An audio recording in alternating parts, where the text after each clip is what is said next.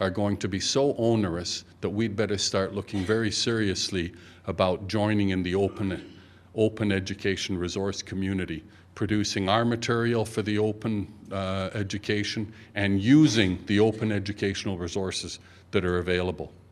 Because when you see well, you won't read them, but your copyright officers will and tell you, you can't do this, you can't do that, you can't do the other thing, and it'll just become almost impossible for you to work with copyrighted material.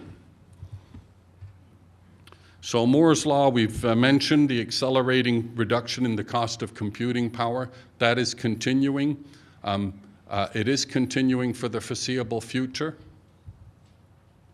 I mentioned about the price of paper going up all the time, the cost of computers coming down, and at some point, I believe in the next few years, we're going to be in a situation where the computer is cheaper than paper. Kurzweil's law tells us, and if you look at this graph, that there were all kinds of developments with computers, and suddenly in the 1990s, with the internet and the World Wide Web, everything skyrocketed, a total surprise to everybody. The whole world changed, a dramatic change in the world.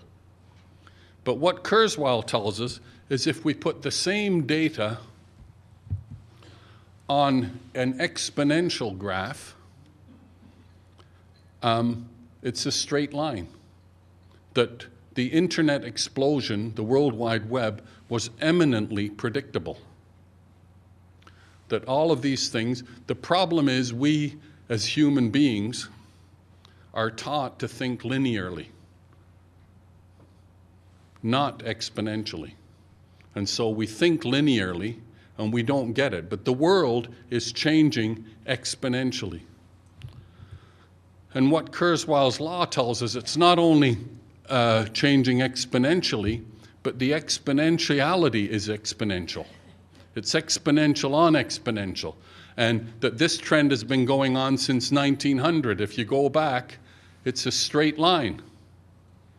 All of the devices from electromechanical devices to vacuum tubes, relay tubes, vacuum tubes, transistors, and integrated circuits, it's a straight line, eminently predictable on a exponential graph.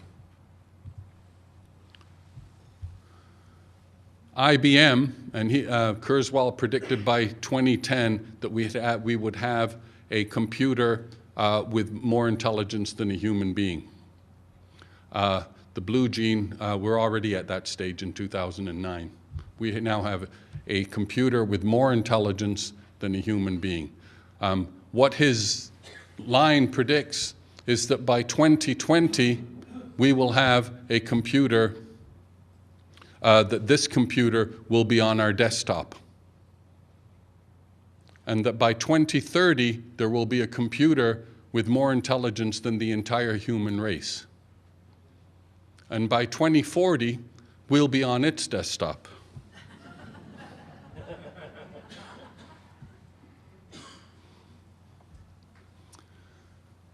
Last week, it was reported Adam, the robot scientist, Aberystwyth University in Wales, the first machine to have independently discovered new scientific knowledge.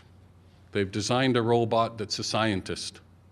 It experimentally tests new ideas, it decides whether they are true, and it's capable of more than 1,000 experiments per day. Their paper has been published in a prestige science journal. They put Adam down as one of the authors. And the journal turned them down. They said, you can't do that. And their view is that they're being dishonest, that they did not do the research, and they are not the ones who found the information. They helped to verify it, but Adam was the lead researcher. How are we going to deal with a world like that? It's already here. So, and it's found quite a bit, and it's in genomics. It's finding the uses of various genomes.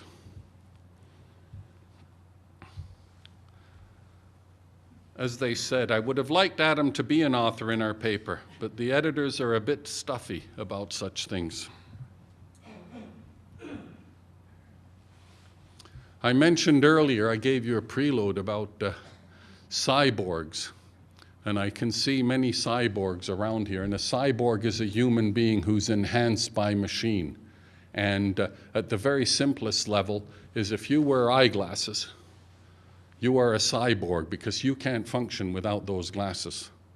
But other people are cyborgs. They have watches. You need your watch. But others are even more cyborgs. They have an internal device to stimulate their heart. They have implantations, all kinds of devices. Yeah, I told you to tell me to shut up. Okay. There's all kinds of devices like that. And